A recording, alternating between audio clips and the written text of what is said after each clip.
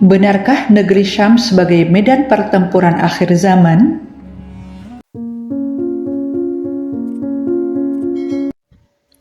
Assalamualaikum warahmatullahi wabarakatuh. Selamat datang di channel Galur Uli. Dalam channel ini akan menguak seputar hari kiamat, tanda kiamat, dan hal-hal yang berhubungan dengan kisah Islami. Mohon dukung channel kami dengan cara like, subscribe, komen, dan bagikan apabila bahasan kami bermanfaat. Dan sebelumnya kami sampaikan terima kasih kepada saudaraku atas kesempatannya. Semoga Allah Subhanahu wa Ta'ala memberikan kesehatan, rezeki yang berlimpah, dan dimudahkan dalam segala hal. Amin ya Rabbal Alamin. Tak lupa mari kita bersolawat kepada junjungan kita Nabi besar Muhammad Sallallahu Alaihi Wasallam. Semoga kita mendapatkan syafaat dari beliau pada hari akhir kelak. Amin ya Rabbal Alamin. Saudaraku, hadis-hadis tentang masa depan tidaklah sedikit. Di antaranya adalah hadis tentang keberkahan negeri Syam. Terdapat sebuah hadis yang mengistimewakan negeri Syam sebagai medan pertempuran di akhir zaman.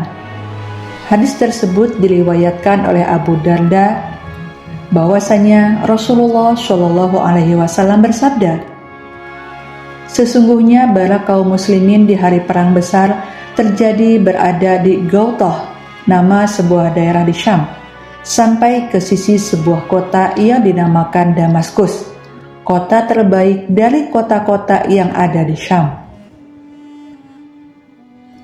Maksud dari hadis ini adalah bahwa ketika terjadinya perang besar, benteng terakhir umat Islam saat itu adalah kawasan Gautah, nama sebuah tempat di Syam. Tempat tersebut penuh dengan air dan pepohonan. Beberapa pendapat mengatakan bahwa perang besar yang dimaksud adalah perang besar yang terjadi antara umat Islam dan tentara Salibis. Hadis perang akhir zaman di atas dapat dijumpai dalam Sunan Abu Daud. Dari segi kesohihannya hadis ini dianggap sohih oleh Al-Albani. Begitupun dengan Yahya bin Ma'in yang pernah mengatakan bahwa tidak ada hadis-hadis yang berbicara tentang negeri Syam yang paling sahih selain hadis tentang perang besar ini. Namun, pendapat berbeda diutarakan oleh Syekh Al-Idlibi dalam karya Ahadits Fadail Al-Syam. Menurutnya, hadis ini doif. Hal ini disimpulkan setelah mengkaji seluruh jalur periwayatannya. Hadis ini sendiri diriwayatkan oleh beberapa orang sahabat, diantaranya oleh Abu Darda, Auf bin Malik, Mu'adz bin Jabal, dan beberapa sahabat Nabi Shallallahu Alaihi Wasallam lainnya. Hadis ini memiliki syahid atau jalur atau sanad pendukung lain yang bersumber dari Abu Hurairah dan dari riwayat Mursal Abu Zahirah dan Ali Zainal Abidin.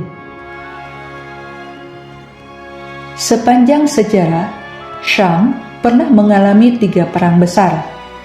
Pertama adalah Perang Yarmouk, kedua Perang Ain Jalut, selanjutnya adalah Perang Hattin. Perang Yarmouk terjadi antara umat Islam dan Kekaisaran Bizantium. Dalam perang tersebut, umat Islam berhasil mengalahkan Bizantium. Selanjutnya adalah Perang Ain Jalut yang dimenangkan oleh umat Islam atas bangsa Tartar atau Barbar dan menghentikan ekspansi mereka ke negeri-negeri Islam lainnya. Dan yang terakhir adalah Perang Hattin antara umat Islam dan tentara Salibis yang juga dimenangkan oleh umat Islam. Jika yang dimaksud dalam hadis prediktif di atas adalah 3 perang besar di atas, maka periode prediksi hanya akan berakhir pada 3 perang tersebut dan tidak lagi bisa ditarik ulur ke belakang. Apalagi ditafsirkan secara sembarang dan digunakan untuk melegitimasi kekacauan yang tengah terjadi di wilayah bekas Syam saat ini atau yang secara khusus terjadi di Suriah. Di tengah panasnya konflik global, umat Islam kembali mengarahkan pandangan pada nubuah Rasulullah Shallallahu Alaihi Wasallam tentang tanda-tanda akhir zaman. Dari perang di Syam hingga kemunculan Dajjal, banyak yang bertanya, apakah konflik antara Israel dan Iran hari ini adalah bagian dari rangkaian besar menuju perang akhir zaman? Dalam berbagai hadis sahih, Rasulullah Shallallahu Alaihi Wasallam telah menjelaskan sejumlah tanda-tanda yang mendahului datangnya kiamat dan perang besar di akhir zaman. Beberapa di antaranya adalah: 1. Banyaknya fitnah dan perang di Timur Tengah. Rasulullah Shallallahu Alaihi Wasallam bersabda, akan terjadi pertempuran di tanah kalian, wahai penduduk Syam. Hadis riwayat Ahmad, Abu Dawud. Wilayah Syam, yaitu Suriah, Lebanon, Palestina, Yordania, menjadi titik sentral perang-perang akhir zaman. Tak bisa dipungkiri bahwa konflik yang berlangsung antara Israel dan kelompok perlawanan Palestina serta ketegangan regional dengan Iran mengarah ke poros ini. 2. Perang besar di kawasan Sungai Efrat. Dalam hadis lain, Nabi Shallallahu Alaihi Wasallam menyebutkan bahwa akan terjadi perang besar karena emas di Sungai Efrat. Hampir saja Sungai Efrat memunculkan gunung emas. Hadis riwayat Bukhari dan Muslim.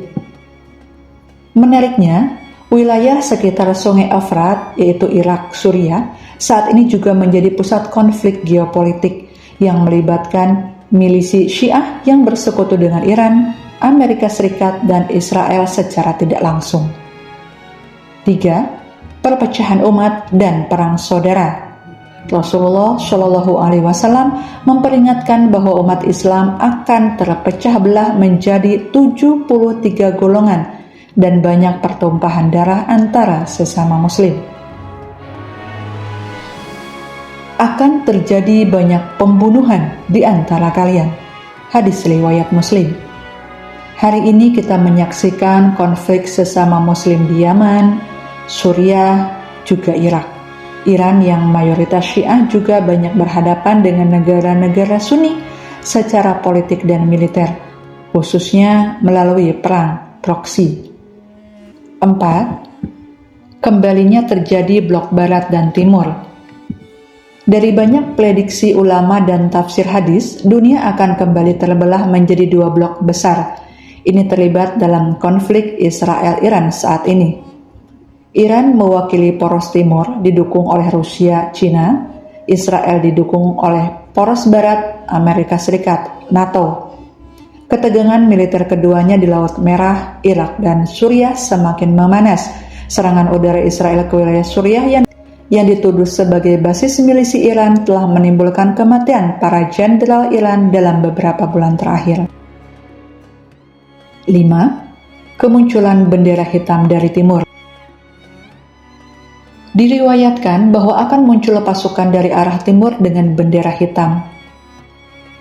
Rasulullah Shallallahu Alaihi Wasallam bersabda, apabila kalian melihat bendera-bendera hitam datang dari arah Khurasan, maka sambutlah mereka. Hadis riwayat Ibnu Majah dan Ahmad. Khurasan dalam sejarah mencakup wilayah Iran, Afghanistan, dan sebagian Asia Tengah. Banyak ulama menafsirkan bahwa gerakan perlawanan dari wilayah ini bisa menjadi cikal bakal pasukan Imam Mahdi. Lalu, apakah perang Israel-Iran adalah bagian dari akhir zaman? Secara syar'i, kita tidak boleh memastikan sesuatu sebagai tanda kiamat kecuali ada nas yang jelas. Namun, tidak boleh diabaikan bahwa konflik Israel-Iran menyeret kekuatan global. Terjadi di wilayah yang disebut dalam nubuah, diwarnai oleh propaganda keagamaan, isu Masjidil Aqsa, dan pengaruh Dajjalic media. Oleh karena itu, patut bagi kita untuk waspada bukan dengan secara panik, tapi dengan kesiapan iman, ilmu, dan amal. Mari kita siapkan diri sebelum turunnya tanda-tanda besar tersebut. Perang akhir zaman bukan sekedar pertempuran fisik, tapi lebih dalam lagi, yaitu perang spiritual, pertarungan ideologi, dan ujian iman. Di saat banyak orang terpukau oleh teknologi dan propaganda, hanya yang berpegang teguh pada Al-Quran dan Sunnah dan para ulama soleh yang akan selamat. Hal ini sesuai dengan sabda Rasulullah SAW, "Berpeganglah kalian dengan sunnahku dan sunnah para khulafaur rasyidin." Hadis riwayat Abu Daud. Semoga Allah Subhanahu wa Ta'ala menjaga kita dari fitnah Dajjal dan menjadikan kita bagian dari pasukan yang menegakkan kebenaran hingga akhir hayat. Amin ya rabbal alamin.